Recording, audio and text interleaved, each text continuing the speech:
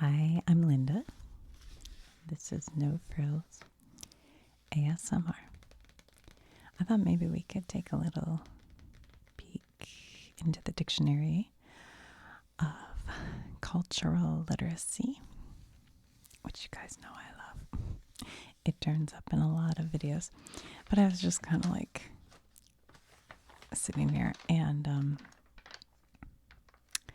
I saw this section on fine art and I was like, okay, that seems non-controversial. Sometimes I have to take a break.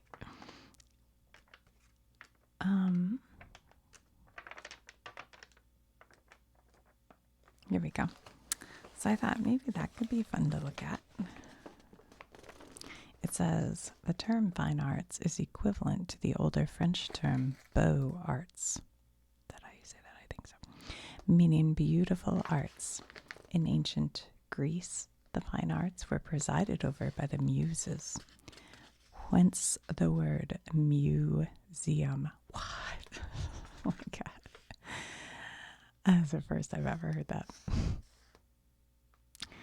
I should write it down because I'll forget it. I want to tell people that as an interesting fact.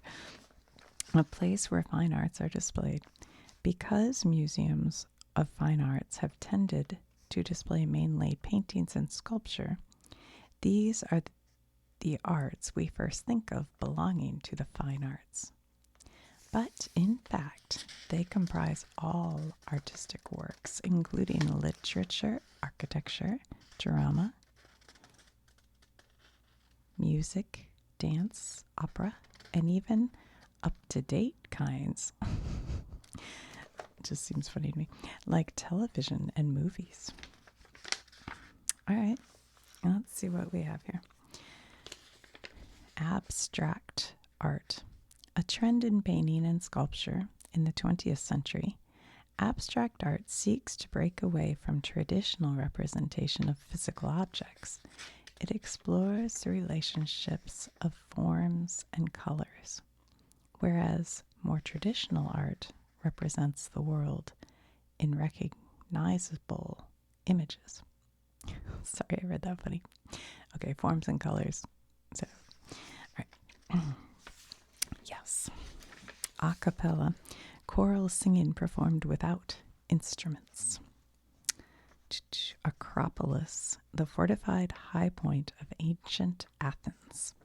Once the center of Athenian life, the Acropolis is now the state. Like, maybe I shouldn't do this today. I'm having trouble reading. Is now the site of famous ruins, including the Parthenon. You know, I was in Nashville not that long ago, and I know, like, probably a lot of people know this, but I didn't. In downtown, they have a Parthenon. I think that's what it is. Like a replica of it. I think it's like even size.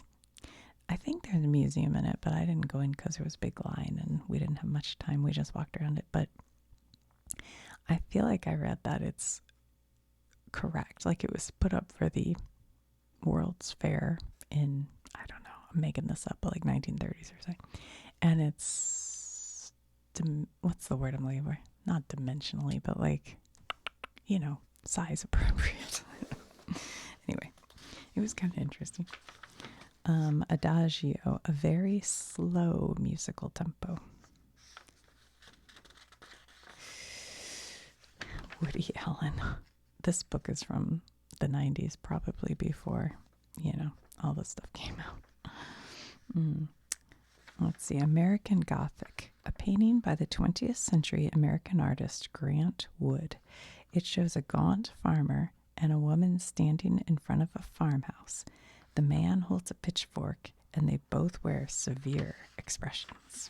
Yep, we all know that one. There it is, if you don't. Grant Wood. Marian Anderson. Anybody know?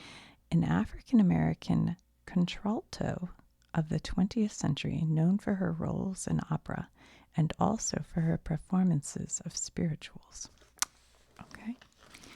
Louis Armstrong, an African-American jazz trumpet player and singer of the 20th century, he rose to fame in the 1920s, enjoyed a long career, and died in 1971. John James Audubon, an American artist and naturalist of the 19th century. The color illustrations that make up the birds of America are his best work. Auld Lang Syne, should old acquaintance be forgot. A traditional Scottish song customarily sung on New Year's Eve. The title means time long past. I don't think I knew that. The words were handed down orally. The 18th century poet Robert Burns wrote them down. The song begins, should auld or old acquaintance be forgot and never brought to mind. Should old acquaintance be forgot and auld lang syne. Time long past. I've never really understood the song. Somebody explained it to me. Because somebody's like, well, I don't want to forget my old acquaintance. Should old acquaintance be forgot and never brought to mind? It's kind of a strange song.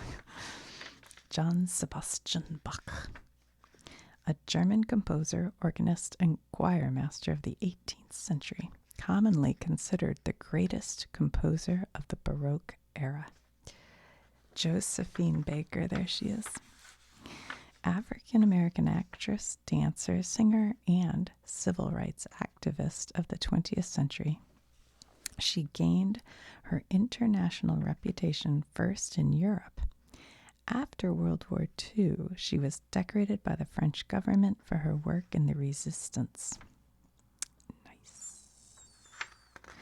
Art for art's sake. I say that a lot. A slogan meaning that the beauty of fine arts is reason enough for carrying them on. That art does not have to serve purposes taken from politics, religion, economics, and so on. Samuel Taylor Coleridge, Edgar Allan Poe, and Oscar Wilde argued for the doctrine of art for art's sake. What is this? Ars Gratia Artis. The motto of the film company Metro Goldwyn Mayer, MGM, is the Latin version of arts for art's sake. Did not know. I'm learning so much today. The Barber of Seville, an opera by it's Italian. You know I'm going to mess this up. Gioacchino Rossini. The title character is Figaro, a master schemer. By his trickery, he helps his former master, a nobleman, win the hand of a beautiful woman.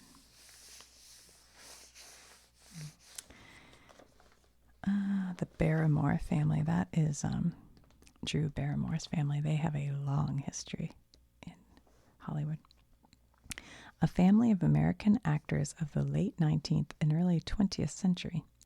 The most famous of them were John and Lionel Barrymore and their sister Ethel, all of whom appeared frequently on stage and in films. The dashing-looking John was known as the Great Profile. It's interesting that this book is early enough that they don't even mention Drew Barrymore.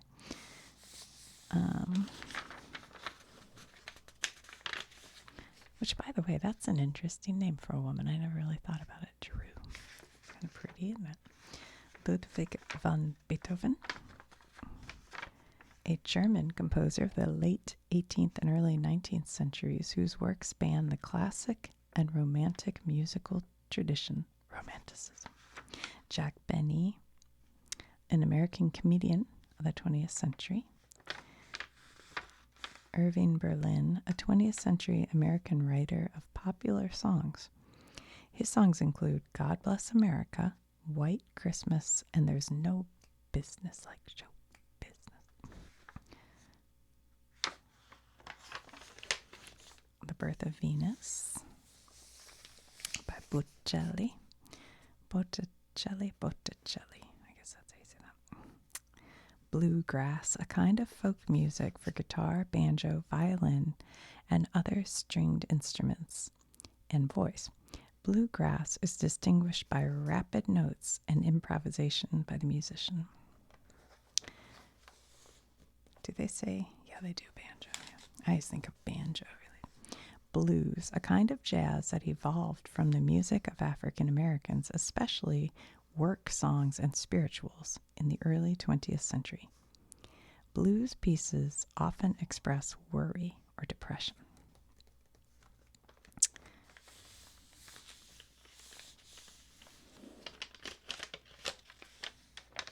The Bolshoi Theater, a theater in Moscow known for its company of ballet dancers. I think that might be where, oh my goodness, I'm blanking his name. The ballet dancer from the 80s. We all knew him because I don't know why we all knew him, but he was in movies. I can't remember his name. Buffalo Bill, William F. Cody, an American adventurer, hunter, scout, soldier, and showman of the late 19th and early 20th centuries. His popular Wild West show, begun in 1880s, featured such acts as the marksmanship of Annie Oakley, mock battles between Native Americans and Army troops, and breathtaking displays of cowboy skills and horsemanship.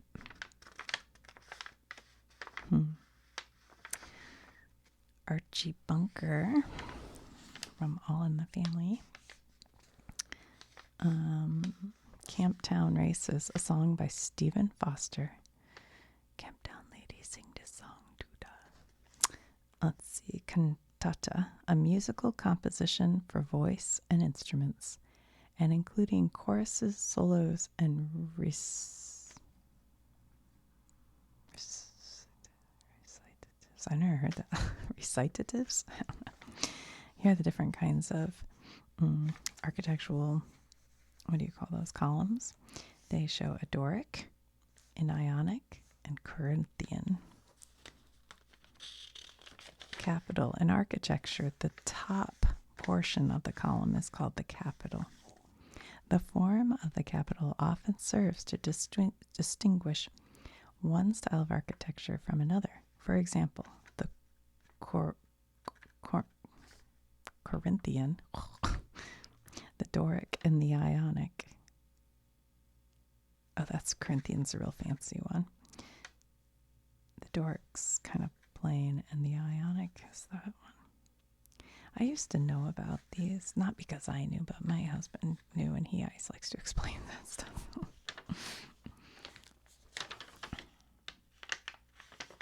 The capital of the United States, the large domed building in Washington, D.C., in which the United States Congress meets.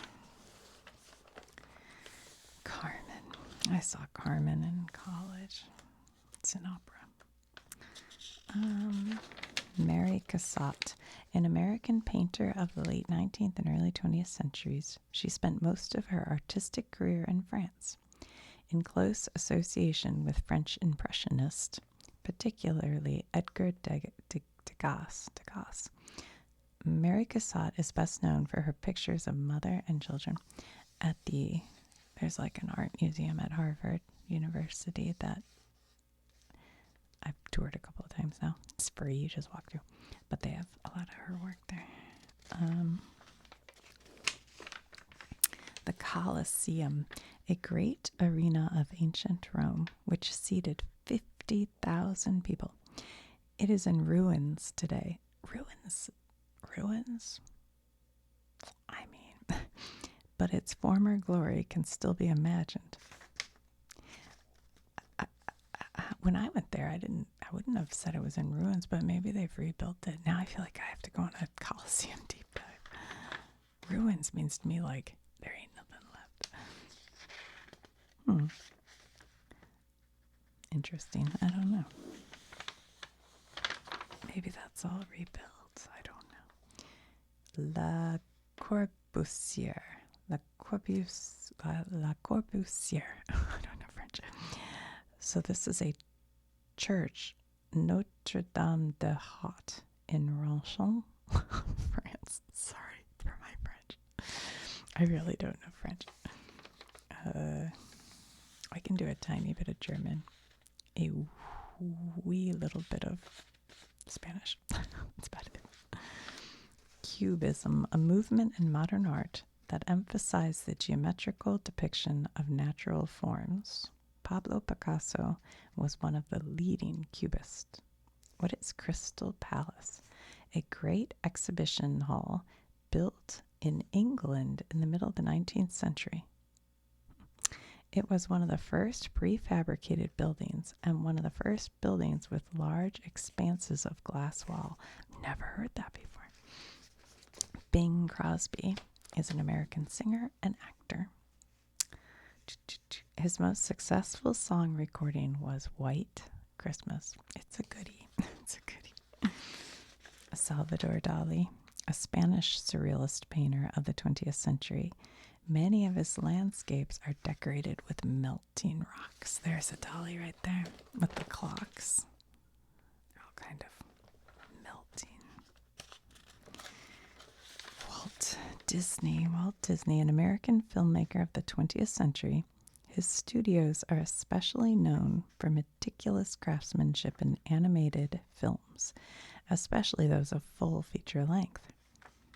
The Disney studios have also produced nature films, short animated cartoons, feature-length films with live actors, and television programs.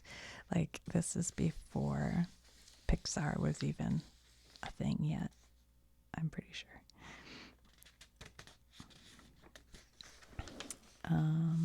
Bob Dylan, we have in here. Doric, one of the columns.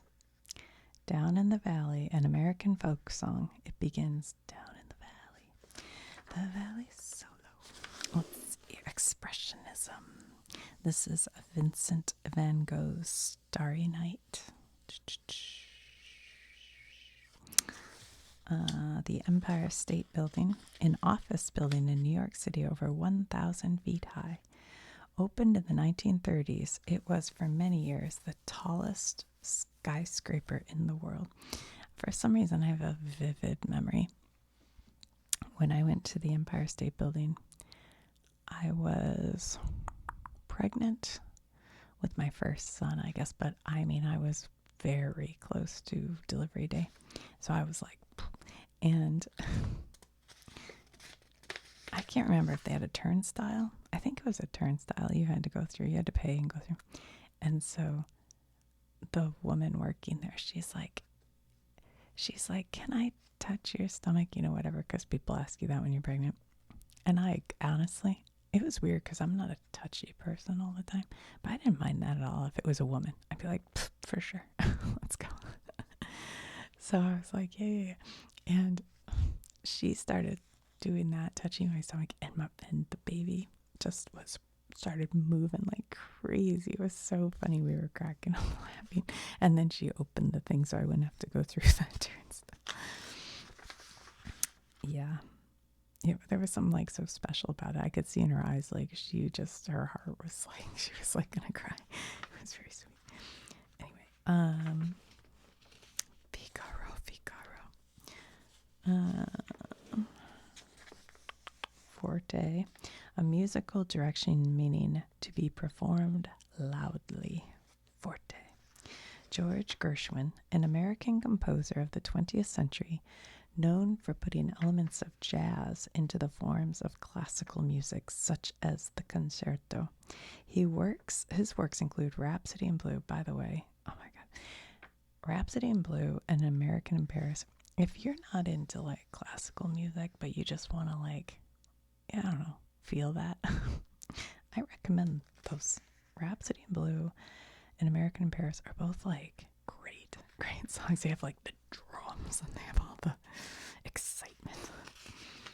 Gilbert and Sullivan, two Englishmen of the 19th century who wrote many operettas satirizing society of the Victorian period. Yeah. Give my regards to Broadway. Rube Goldberg. Okay, Rube Goldberg. An American cartoonist and sculptor of the 20th century. He He was famous for his humorous diagrams of incredibly intricate machines designed to carry out simple tasks. A Rube Goldberg contraption, or I've heard more Rube Goldberg machine, is a machine with many apparently extraneous parts, which appears to have been designed by patchwork. Interesting. I think of it as, have you guys ever watched Wallace and Gromit, where Wallace has a piece of toast? It goes through all this, it wakes him up, and then it makes his toast and makes the egg, and that kind of thing. I think of that as a Rube Goldberg. Maybe I don't quite have that right. Benny Goldman, an American jazz clarinetist. I played clarinet for a minute when I was a kid.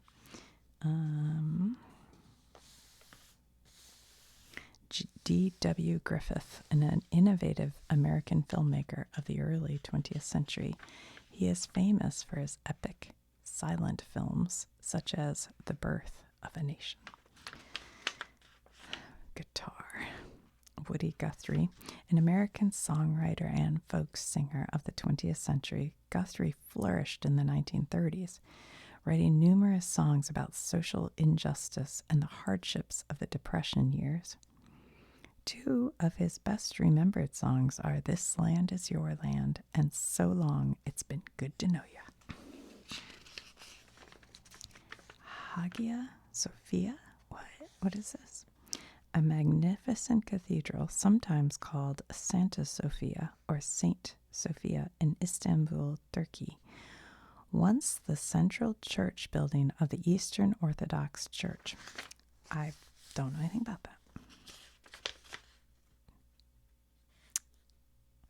It has an enormous, magnificent dome, one of the most celebrated in the world, and the inside walls are decorated with mosaics. The building is named in honor of Jesus. Hagia, I'm sure I'm saying this wrong, Sophia, means holy wisdom. Okay. Hail to the Chief, the official song or anthem of the President of the United States.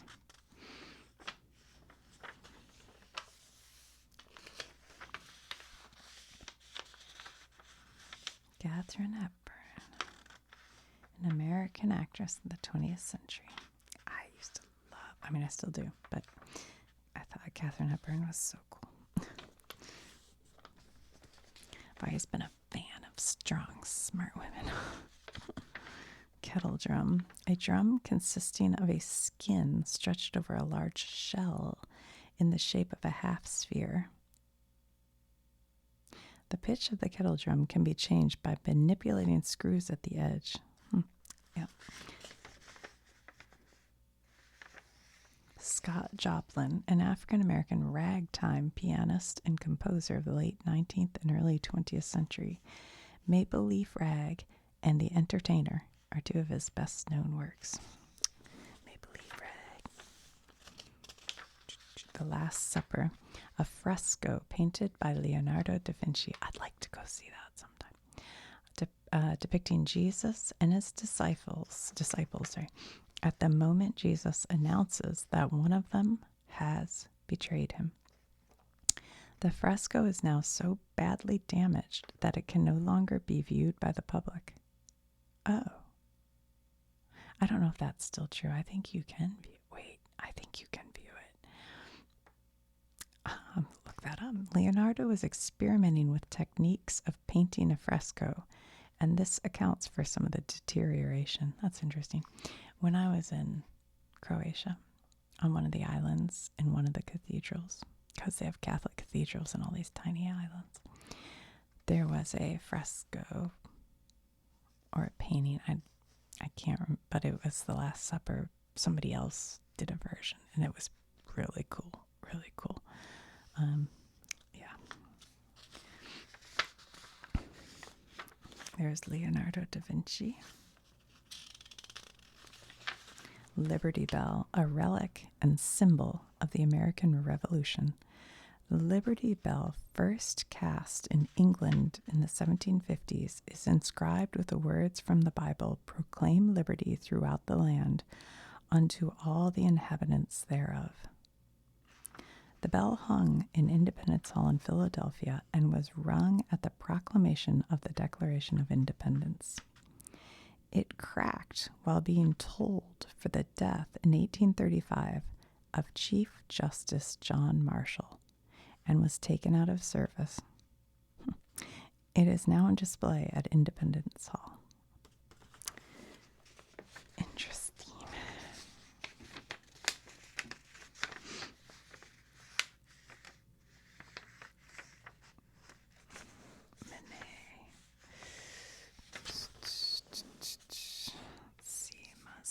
Mausoleum, a tomb or a building containing tombs. Mausoleums are often richly decorated. The Taj Mahal is a mausoleum.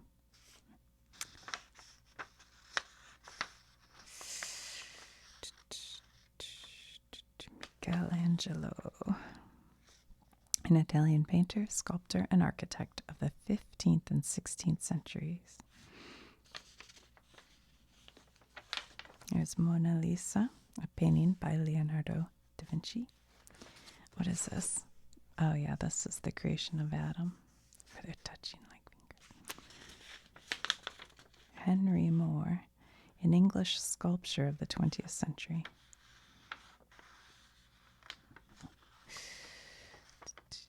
Mount Vernon, the home of George Washington. Mount Vernon. Yep. There's Notre Dame. Nijinsky, in 1910, dressed as a slave for a role in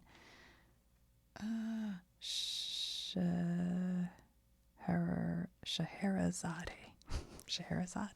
I don't know. It's like all of a sudden my eyes are going blurry. Hold on, I have to close my eyes for a minute. I think they're getting dry, maybe. I'm just like Jennifer Aniston with the dry eyes. I don't want to tell my friends. Just kidding. All right. Georgia O'Keeffe, an American painter of the 20th century. Her paintings were highly symbolic. Flowers and desert scenes were among her favorites.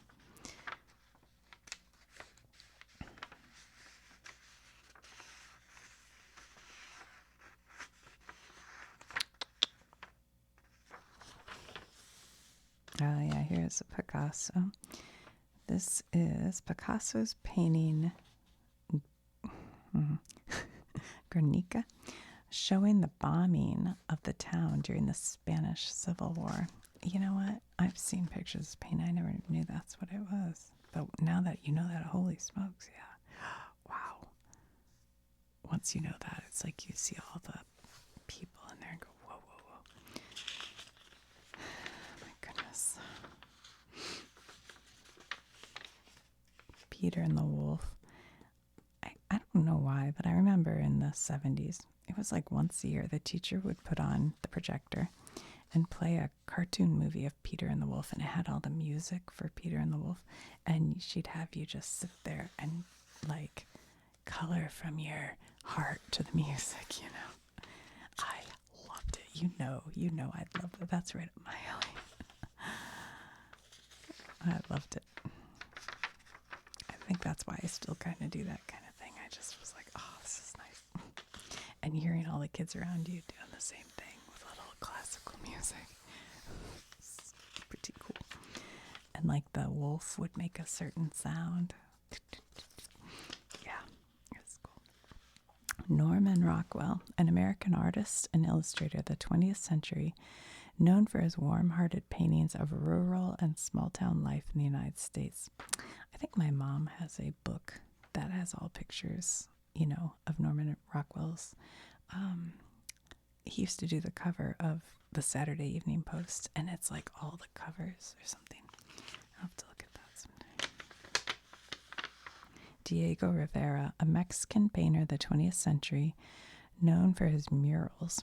His work glorifies farms, peasants, and revolutionary fervor. And he was, I don't remember if he was married to, or they just were together for a long time, to a my God. I'm blanking her name. The one with the eyebrow going all the way across. It'll come to me. Or I'll see it. One of the two.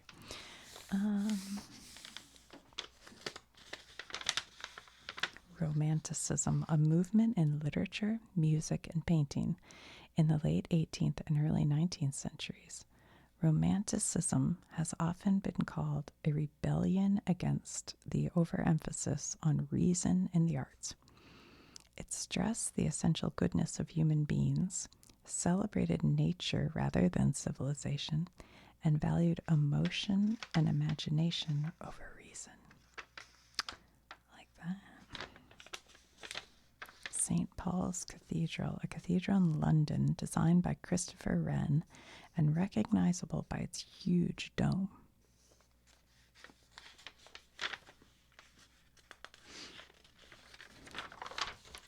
It's bugging me. I can't think of her name. That artist. It's like on the tip of my tongue. It's because I'm looking at so much other stuff. The Spirit of 76 by Archibald M. Willard. And it's like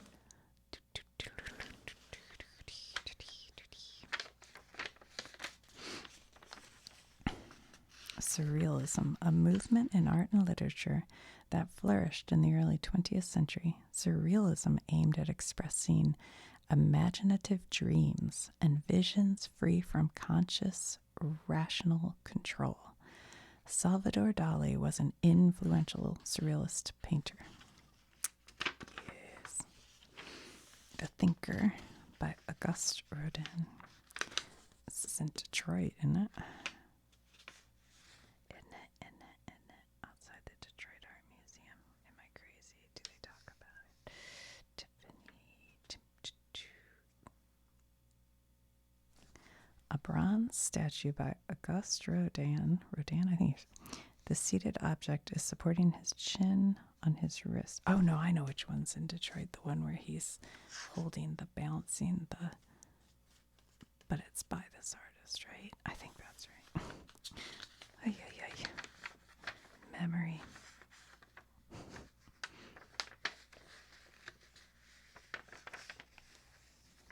Henri de Toulouse-Lautrec, a French artist of the late 19th and early 20th centuries, known especially for his paintings, drawings, and posters that depict the nightlife of Montmartre.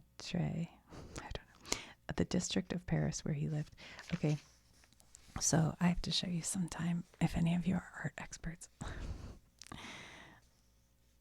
I bought a poster.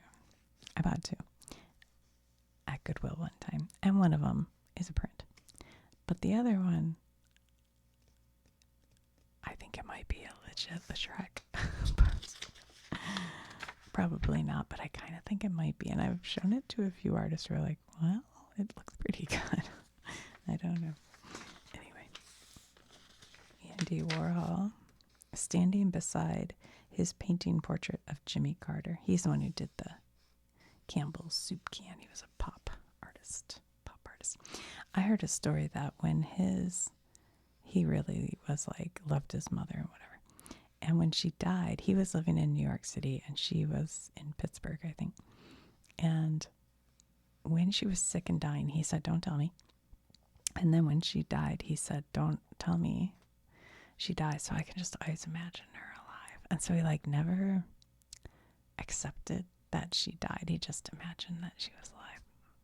I think that would only work for a short amount of time. And then you'd be like, hey, I want to call my mom.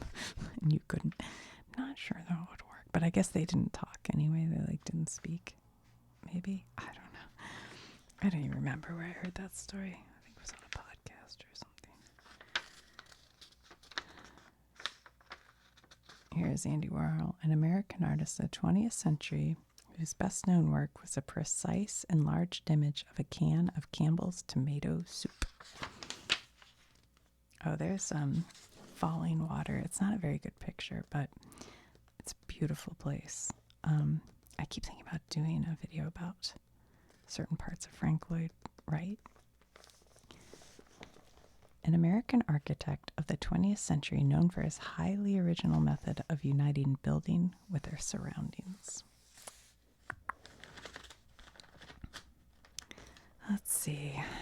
Andrew Wyeth, an American painter of the 20th century known for his Christina's World and other works. You'd probably know Christina's World if you're not. It's like a field of wheat or grass or something. And there's a house, like a farmhouse in the distance. And she's kind of like lying there, like going, like reaching out towards the house. That's Christina's World. Yankee Doodle, a popular American song dating from the 18th century. The early settlers of New York were Dutch, and the Dutch name for Johnny is Janka, pronounced Yankee. This is the most likely origin of the term Yankee. Interesting. I don't think I've heard that. Doodle meant simpleton in the 17th century English. First sung during the Revolutionary War by the British troops to poke fun at the strange ways of the American Yankees. The song was soon adopted by American troops themselves. I love that. Since then, the song has been considered an expression of American patriotism. The popular version of the first stanza is, Yankee Doodle came to town riding on a pony. He stuck a feather in his hat and called it macaroni. Yankee Doodle, keep it up, Yankee Doodle dandy. Mind the music and the step, and with the girls be handy. Okay. That's kind of funny. All right, well, I will talk to you soon. We can look through this multiple times because I only did a couple per page. There's still a lot more. Plus this whole book. So many more things to